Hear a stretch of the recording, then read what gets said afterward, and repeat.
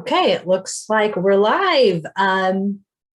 Welcome to the virtual event for the first month of the Lady Darby read-along for the Anatomist wife. I'm so excited for y'all to join me. Got a little bit of reflection. So this is the first one, very excited. Those of you who are members of Facebook may end up repeating myself, especially if you're in my Facebook group. And if you are not part of the Facebook group for the read along, I'll post that link after this is over. You should join us. But there are some of you that are not Facebook members, I know, that are watching this later. So if I may end up repeating myself, but this is the first time I've actually reread The Anatomist Wife for a couple years now. So it was a lot of fun to be reading along and hearing, reading people's reactions and getting to answer questions and talk about some of the background information that was happening while I was writing. I shared some behind the scenes, some cut scenes and things like that, deleted scenes, and talked to them about the motivation of the characters. I'm checking to make sure we are actually live on the correct page. Looks like we are, although it's not, there's no video. That's strange. Anyway, I'm going to keep talking. Hopefully this works fine. Let me see. Okay, it is good. We're good. All right. This is always the fun with technology, making sure everything's working well. So I'm going to check in for questions later.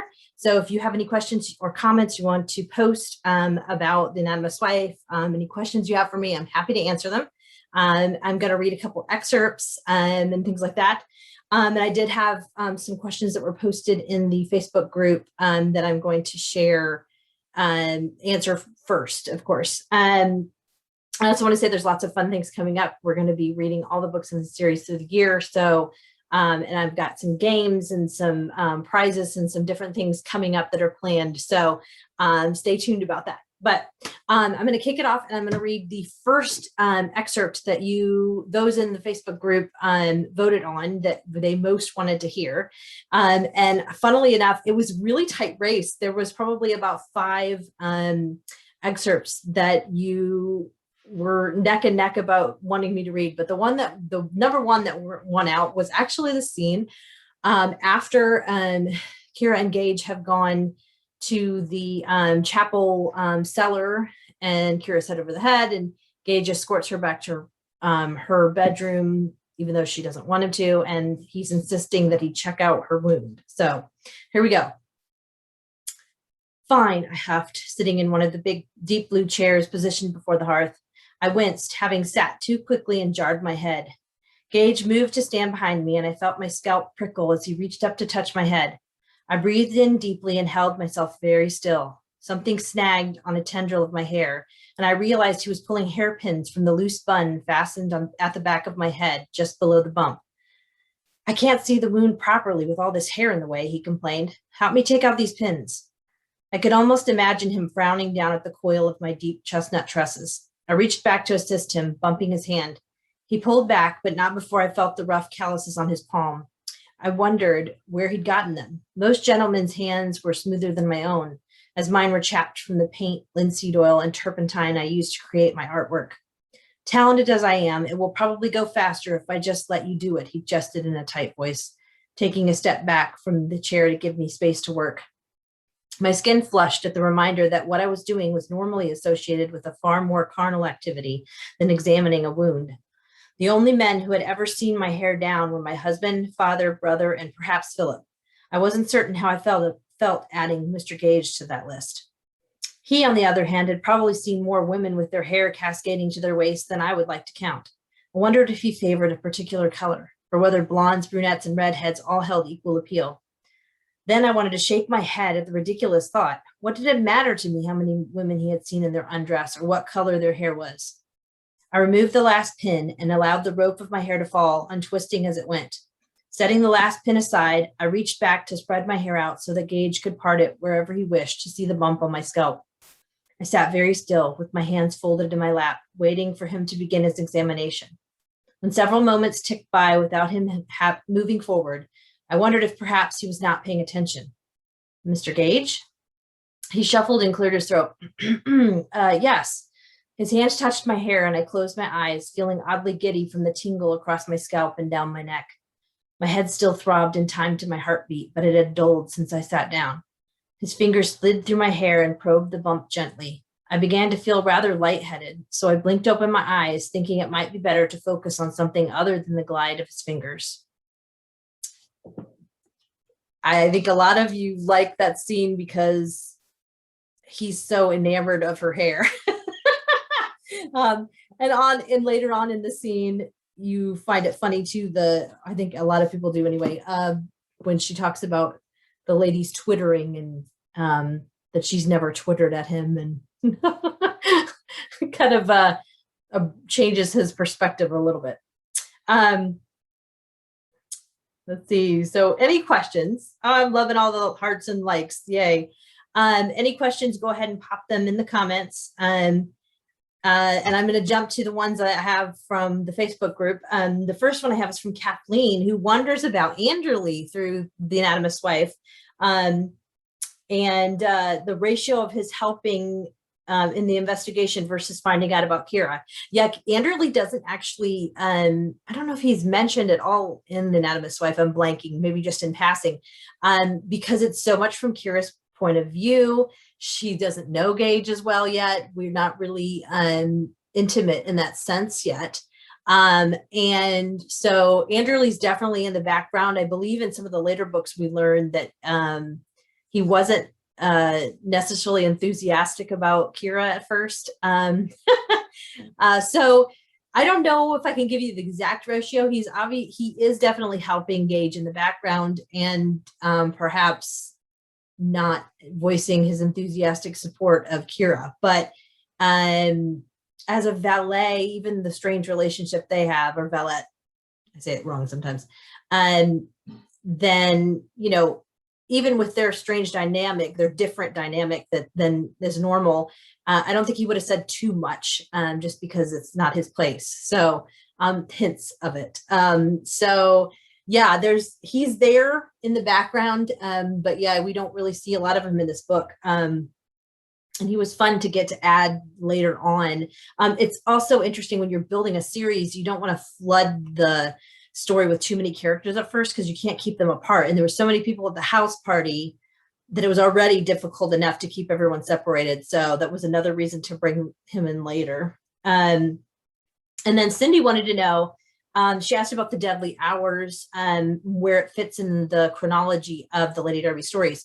I have this posted on my website because I knew this would be an issue. So you can always go to my annaleehuber.com and look at the books page, and I always have my series listed in order. They're listed in publication order for Lady Darby, but then below it I list a chronology order, because the In a Fevered Hour, my story for the Deadly Hours, actually occurs in May 1831. So timeline wise, it takes place after the wedding novella, A Pressing Engagement, and before book 5, As Death Draws Near. So if you want to read, we're going to do this read along actually chronologically. So we're going to do the 2 novellas back to back, just because I thought that might be the easiest, and it'd be a different way to do it since the publication date was different. So, so that answers that. Let's see if I have any other questions. And if I missed any of these, you're always welcome to pop these into my page or to the Facebook group specifically for the read along. So, oh, I'm so glad. Yeah, thank you. People love Bonnie Brock. I do too. Oh, I would love to do a tour someday. Wouldn't that be so much fun to host a tour or to set one up of all the different locations? It'd be quite a trip too, because there's quite a few locations all over the place. Might have to break it up and just do the Scotland sites or something, or the ones in Edinburgh.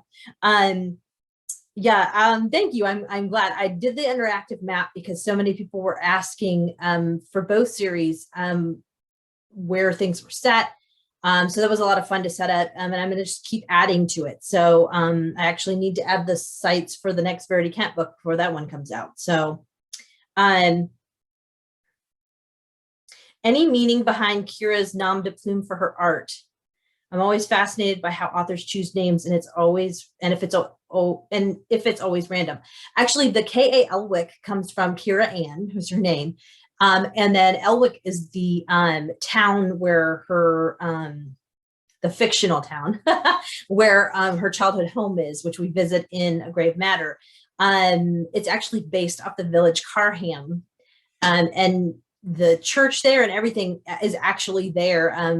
It was just this little village we actually drove through when we were in the Borders region, driving around, and I just loved the setting, and I thought this is perfect. And I loved that it was on the River Tweed, so she's right at the border between Scotland and England. So so you can actually go there and see it, but I changed the name of it because I changed some of the sites and things. And Blakelaw House is not there. There's another house that's kind of in the location where I set her childhood home, but we'll learn about that. And when we get to A Grave Matter for that read along, definitely. So yes, Gairloch Castle is very far north, which is, part of the reason that it takes so long for the procurator fiscal to get there. I mean, the closest one was Inverness, and he covered the whole upper Northern Highlands. So it's quite a journey to there to get to him and back. And in this day and age, they had the military roads, but not all the other roads weren't very good. I mean, unless you were on a military road, the other roads through the Highlands were not very well maintained. So it wasn't an easy journey, which is why the house party was supposed to be so long, and they weren't just going to kick everybody out and all of that. So yes, I'm considering the Deadly Hours novella as the second novella, when I've just referred to it as novella because they're shorter length. So when we do the read along, we're going to do book 4, and then we'll do A Pressing Engagement, which I consider 4.5, which makes the story in the Deadly Hours kind of 4.75. And then it'll be book 5. So just because chronologically, that's how they run. So if people are wanting to know. How much did you have mapped out before you wrote Anatomist's Wife, and how much came to you as you went? So I had Kira's character story arc and kind of where I wanted their romance to go mapped out pretty early. And I've said this before, I think that I had them, I was thinking forward to the London Burkers. So I wanted to get to London and the London Burkers, which happens in book 7. In the very beginning, that's what I was thinking about because of the interplay of Brooke and Hare and all that stuff, and her late husband, Sir Anthony's past and all that, and the Body Snatchers. I did not have a lot of, and this is crazy now, I laugh about this like a little bit maniacally that I did this, but I did not map out Gage's storyline and his past. And I can't believe I didn't do that, but I really wanted it to be a mystery to me because it was such a mystery to Kira, which could have ended up turned out very badly. I don't think I would do that now, but it actually worked in my favor. And so, I didn't have a lot of that mapped out, but I had broad strokes of like the story arc and Kira's arc and all of that. And I knew where I wanted to go for the first 3 books because I had to pitch them to the publisher. When I sold The Anatomist's Wife, I got a contract for 3 books, and I had to tell them what I was doing in book 2 and 3. So I at least knew that pretty, not tightly, but I knew where I was going. So yeah. I work better when I don't know too closely because I don't know, I just love that letting my subconscious play, because things will come up. Even when I was writing today, I'm working on book 10 right now, and I was writing along and something popped into my head and I was like, ooh, and that hadn't been something I'd planned, but I was like, I leave myself that wiggle room because that inspiration always makes the story better. It takes me in directions I never would have thought to go before those just pop up spontaneously in when I'm in the mode writing. So, and letting the characters kind of go where they want. Let's see. With everyone asking questions about your thoughts when writing, I'm not sure. Yeah, in the group, you know, it's been fun to like, I'm making myself pace myself. So if you're not part of the Facebook group, join if you can. And if you can't, you know, that was just the best way to have a group, be able to set up a group chat with Facebook. So it doesn't work as well for people who are not on Facebook, but it was just the best, most easiest way to do it. And it's been a lot of fun being able to share my thoughts, because I'm making myself read like 15, 20 pages a day and pace myself so that I can kind of be freshly thinking about things and making comments. And I'm loving everybody else's comments and all of that. That's been a lot of fun to see. Will there ever be a tie-in between Lady Darby and Verity Kent? Maybe. I don't know. I won't say no. So there's a possibility. And they're far enough apart that, I mean, it could be an ancestor or someone who married in or things like that. So there is definitely a possibility. So can you give an example of something in the Anatomist Wife that just popped into your head as you were writing that you hadn't planned? Well, let's see. In the Anatomist Wife, something that did. My goodness, I'm trying to think. Well, I mean, sometimes it's something small, like the scene when they're interrogating, I'm going to blank on her name. The people that find the body first. I keep blanking on their name all of a sudden. I have too many characters. Lady Lydia. Anyway, Mr. Tuthill. And I, for some reason, decided she had these corkscrew curls, and the whole thing with the bouncing, you know, that came from something I had seen somewhere else, and it just, I just went with it. So that's one thing. That's a small thing. I'm trying to think. I changed the ending so much that I want to say some of that was more spontaneous, because I felt like I was trying to control it too tightly, and when I just kind of let it happen, it came together more naturally. Yeah, I don't know. It's harder to think back on the past when I'm not reading. Sometimes it'll pop in my head. Yeah, I'll have to think about that. Mortal Arts, for example, I didn't have Gage show up on the staircase. And I mean, there's just things that like, when I try to control my characters too tightly, they don't move as naturally to me. So I try to paint with broad strokes, and then they behave more naturally, or they do. Yeah, they just behave more naturally. So they control me. I thanks you. I know. I love reading how other readers are trying to pace themselves, and it's not working out very well. Let's see. What were you thinking when you developed the character of Kira? Kira came first. The Anatomist Wife was born. Lady Darby was born, and I was actually writing another book.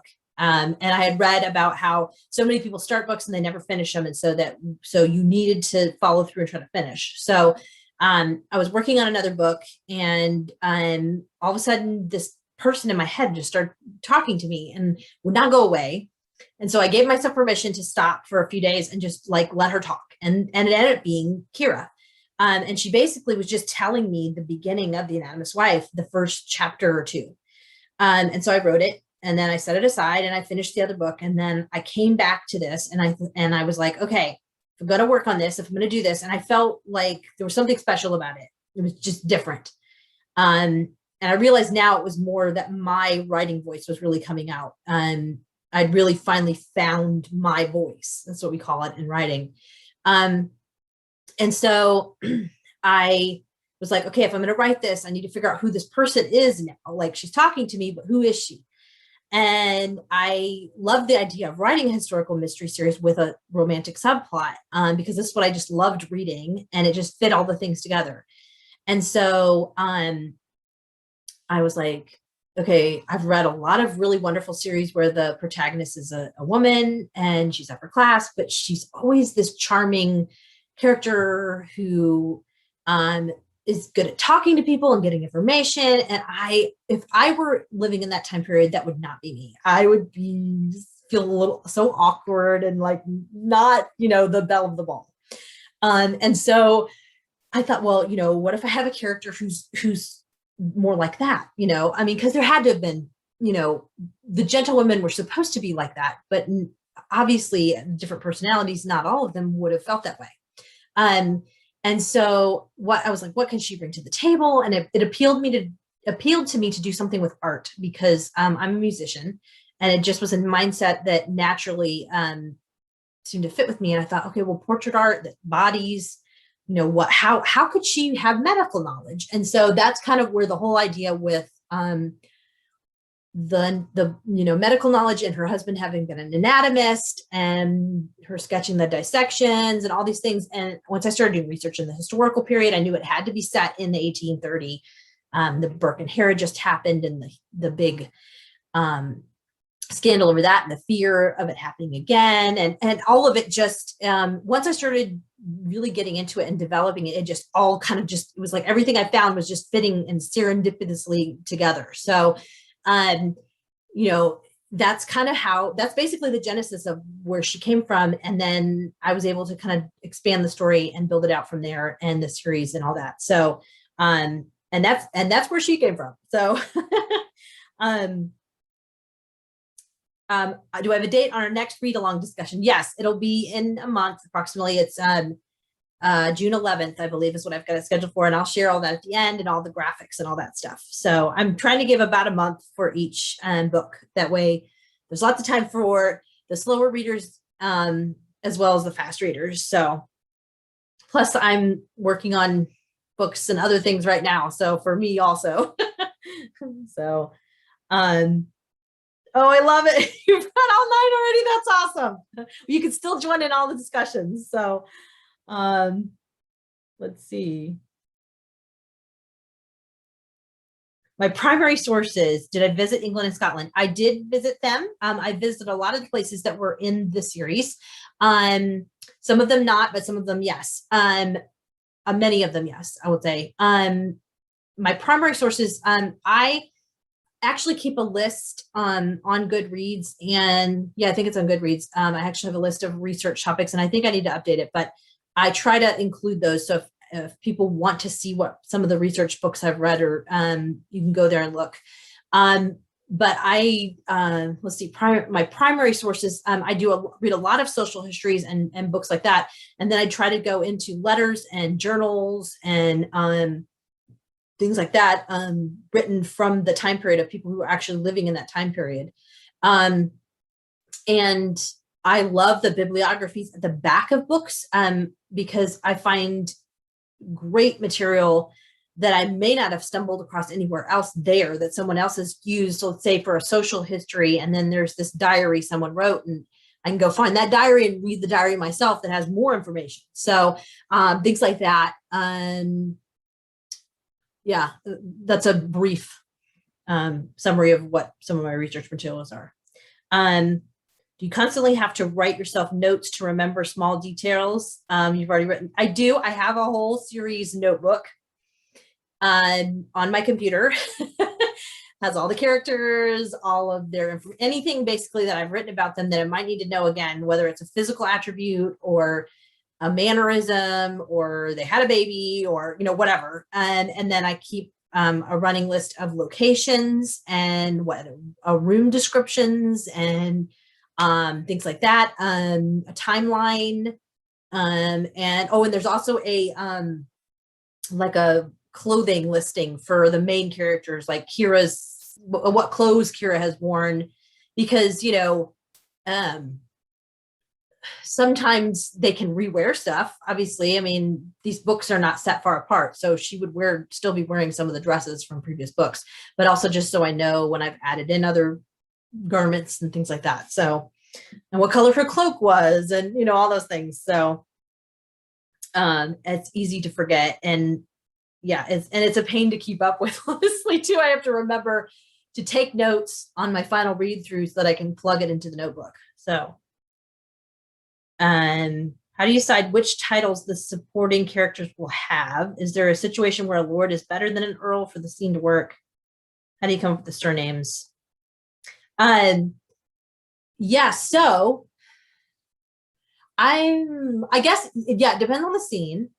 And I try not to have too many dukes or too many, there's a lot more barons than there's just a few dukes. I mean, in reality versus like there's a lot of barons, so you don't want to make all of your titles top heavy versus, reality. So that's part of it. A lot of times I use uh, geological, geographical locations, cities and areas and things like that, because that's how a lot of them are named in reality. I sometimes use real ones, or I'll switch them around. Like they're really a baron of such and such, and I make them a marquess of such and such. Or I try to make sure they're not a real title, just because a lot of times, I mean, I do use some historical people, like Lord Melbourne is in book 7, but a lot of them are not. They're totally fictional, and I don't want to mix things up. So it's kind of a mix. So, but my biggest key is basically to go to a map and kind of decide, well, where do I want them to have had their main estate, or are they the son of another lord? And so what is the courtesy title, and what would be logical, that kind of thing. So, and for surnames, sometimes it's just, I like it, and I've saved it for one reason or another, or other times I go into like a county, like, okay, the book's set in, whatever, Wiltshire. And I'll be like, what are the most popular surnames for Wiltshire? And I type it into Google and it'll give me a listing. And so I can kind of pick the names from that, especially for people who live in that area or from that area, so that it's fitting. I mean, that they would live there. So especially for like servants and things like that.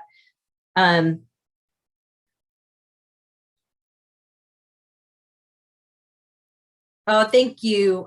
I love the character of Kira. She's strong and independent woman, but does not compromise herself what is expected, her femininity, but still strong. Thank you. Yeah.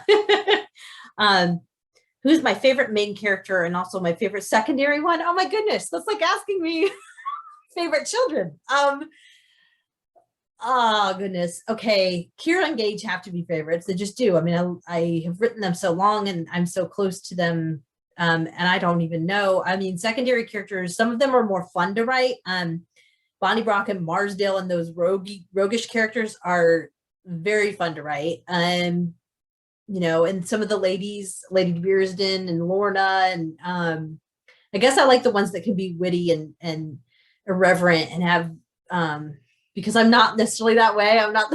I'm always like, oh, I wish I thought of to say that. So they're kind of fun because it's not really who I am. So it's not my gift. So I can write it, but not know it in the moment. Or I just feel like I feel too bad. Like, I can't say that, even if it would just be funny. What if they take it the wrong way? So maybe those are the most fun for me to write. But I don't know that they're my favorite. I mean, I there's a lot of favorites, I guess I would say.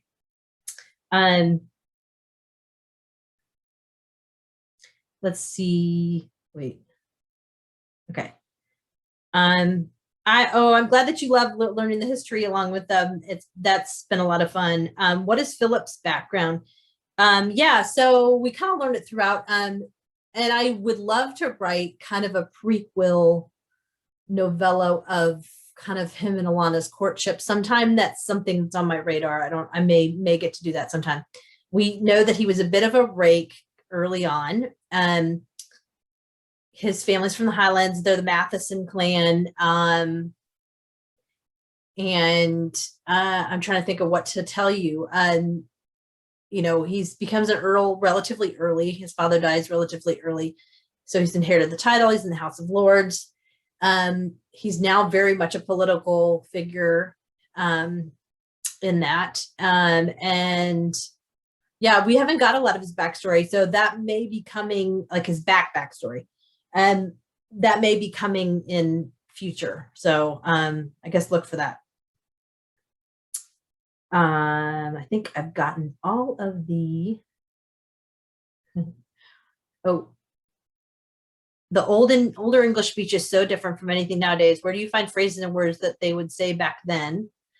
What do you do to keep American or modern mannerisms speech from seeping into your writing? So yeah, that's tricky. check the etymology dictionary all the time for phrases. I still get tripped up because it's amazing the things that you realize are like sibling. I would have thought sibling was an old word. Nope, it is not. I can't use sibling in Lady Darby. So, I mean, I shouldn't because it's not correct, so it's older. It's more modern, excuse me, I should say. So I use etymology dictionaries a lot. I do a lot of reading in that era to try to get the language and the pacing and all that right. But you also have to temper it for a modern audience, because if you're speaking too much like they did then, although it's not, I don't write so far back that usually that's a problem, but sometimes you do have to phrase things slightly differently just for the average modern reader, for it to make sense and that you're not constantly being tripped up by what they're saying. But most of the time that's not a problem. Their phrasings and stuff I get either from the source materials, or I have Cant dictionary from the Regency period that was written on Gross's Dictionary of the Vulgar Tongue, I think is what it's called. And there's all kinds of great phrases in there and words and things that I love to be able to throw in when it's appropriate. I mean, it has to be someone who would know those terms, so whether it's a lower class figure or a gentleman that was slumming it kind of thing, those kind of things. And they worked into the upper class language too. I mean, to the the ladies were exposed through the gentlemen in certain instances. So yeah, you have to try to match it. How do you manage to do all this? It's a balancing act. I don't know. Yeah, it can be a struggle at times, especially with the two young girls. But I think of it as any working mother. Everybody, you do what you have to do to get your job done, and I put my family first, so I never want them to be sacrificed for my work, but they also know my work's important to me. And I think that's important to my girls to see that that's important to me. So it's just a balancing act and making it all work. And just like any mother does. So, or any father or any person. So,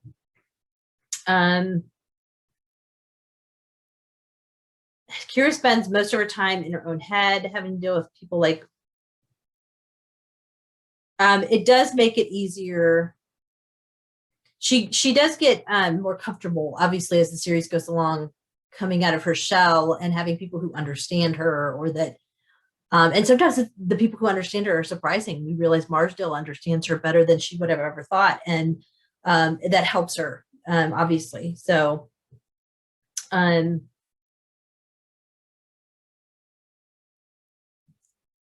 yeah, I know. I've heard that from other people too, that they like reading on Kindle because they can look up the meaning of a word right away if they don't understand it. So if I missed a question, post it again. I think I caught them all, but I'm going to jump in and read. I think I'm just going to do one more excerpt because we've had so many great questions. So, and I'm going to do the other one that was the most popular, most voted for, was the scene where Kira and Gage interview Marsdale. So that's quite a hoot. So it's so funny. I expected to be reading some of the other scenes, and these ones got voted, and I'm perfectly happy about that. So they're a lot of fun to read. I will say the other one that got voted on was the ending, the last chapter, basically, which I'll speak about briefly later, but I may do a reading of that just separately because it's such a long scene, and just post that. So just for fun, but I'm not going to do that tonight because it is such a long scene. All right. So Marsdale. You'd better have a good reason for pulling me out of bed at such an ungodly hour, Gage, Marsdale drawled as he entered the parlor connected to his bedchamber the next morning. Under the circumstances, I was inclined to agree with him, having barely pulled myself out of bed in time to meet Gage after another long, restless night. I would have been quite happy to allow Marsdale to sleep on, disturbing him closer to his normal rising at noon. But of course, that would have wasted hours of daylight and valuable investigation time. The procurator fiscal would not allow me to make up for lost time, and neither would the murderer. Marsdale's steps faltered when he saw me, and his eyes lit with a gleeful anticipation I found most unsettling. Now, why didn't you tell me the lovely Lady Darby would be joining us? He demanded. I would have hurried along much quicker and worn much less clothing, he added with a wicked grin before flopping down onto the settee much too close to me. I knew I should have chosen the chair. I pulled my skirt out from under him and scooted as far away from him as the piece of furniture would allow. My maneuvering only made him grin wider. Let Lady Darby be, Gage told Marsdale, his brow lowered in a fierce frown. The Duke's heir slouched deeper into the cushions and stuck out his lower lip in a pout. As Gage predicted, Marsdale had insisted on being difficult from the moment we appeared at his door that morning. He tried to refuse us when Gage sent Marsdale's valet in to wake him at 8, and then at a quarter after and a half past.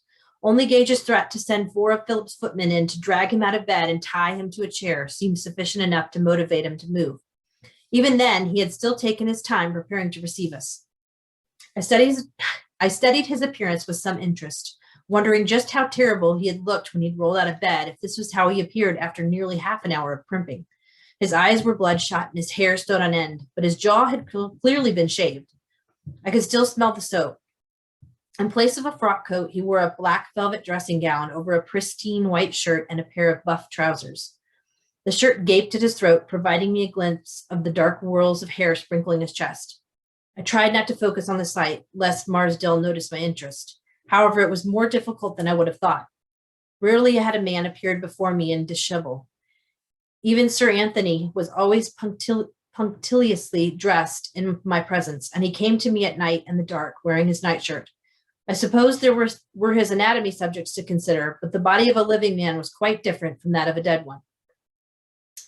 You're becoming quite a bore, Marsdale told Gage, all the while keeping his eyes on me and the neckline of my mauve and dove gray morning dress.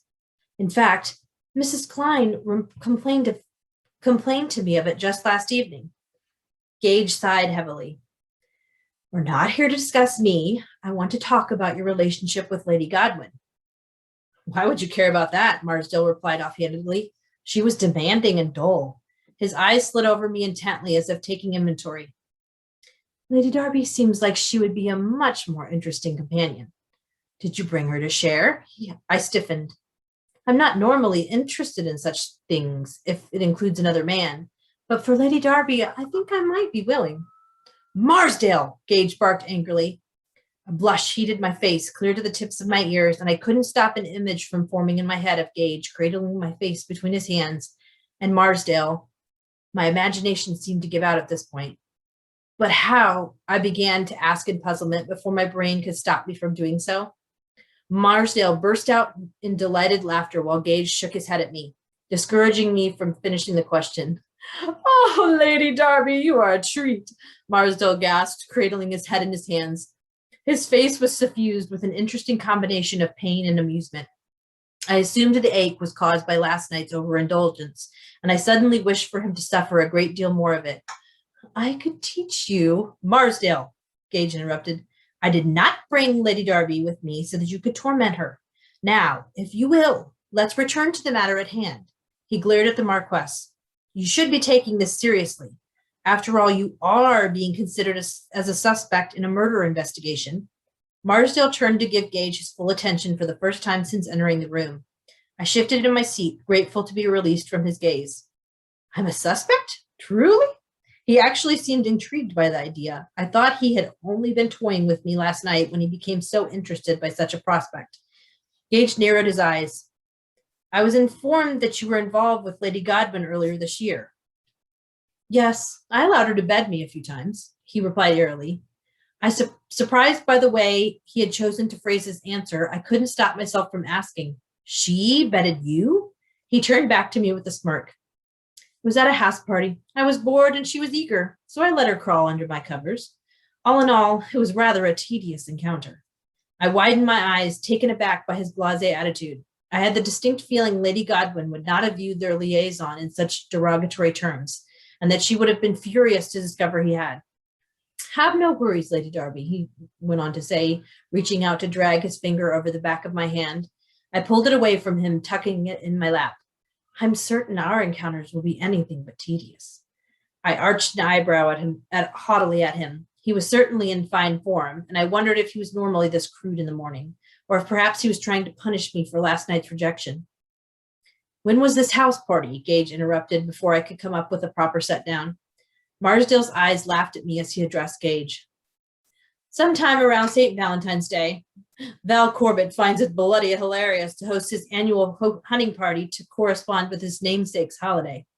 I glanced at Gage. If that were true, then Marsdale was unlikely to be the father of Lady Godwin's baby. You did not bed her again after that, he pressed. His pale blue eyes washed gray with the bright hue of his bottle green coat. Marsdale grimaced and turned to Gage. God, no. Why are you pressing me so about this? Did someone toss the Viscountess's skirt before killing her? I cringed. If so, you'd best speak to Fitzpatrick. He's been swiving her for weeks. I've already spoken to Fitzpatrick, Gage replied with exaggerated patience. And he accused me? Gage studiously avoided my eyes. Well, no. Ah, so you're just speaking with all of her former lovers. Marsdale replied, widening his legs so that his left knee almost brushed mine. That could take a while. The Viscountess spread her legs for more men than a twopenny whore, and most of them aren't here at Gerlach. I screwed up my face in disgust. Surely not. Well, no, not quite that bad. It's merely an expression. His eyes perused my face lazily. Perhaps I should be couching my words in more polite terms, but this is hardly a polite conversation. Which makes me wonder why you're here. I think that's enough. Marsdale is quite the character. And it feels weird reading it. It's a little easier to write it. Like I said, things I would never say aloud. Oh my goodness. So if you have any questions, go ahead and pop them in. As I said, if you're not part of the Facebook group, be sure to join. We have lots of great conversation. Let's see, and next month, we'll be kicking off tomorrow, Mortal Arts, month 2. And the virtual event for that will be June 11th at 8 o'clock, like this one, Eastern time. And as always, you'll be able to watch it in replay. I'll post it to YouTube the next day. So there's lots of ways to get to watch it. And also, I want to note that I have an author chat. I'm going to be hosting author chats once a month. I'm hoping to make this an ongoing thing. So some informal discussion with some of my author friends, and you can ask questions and we'll talk about their latest books.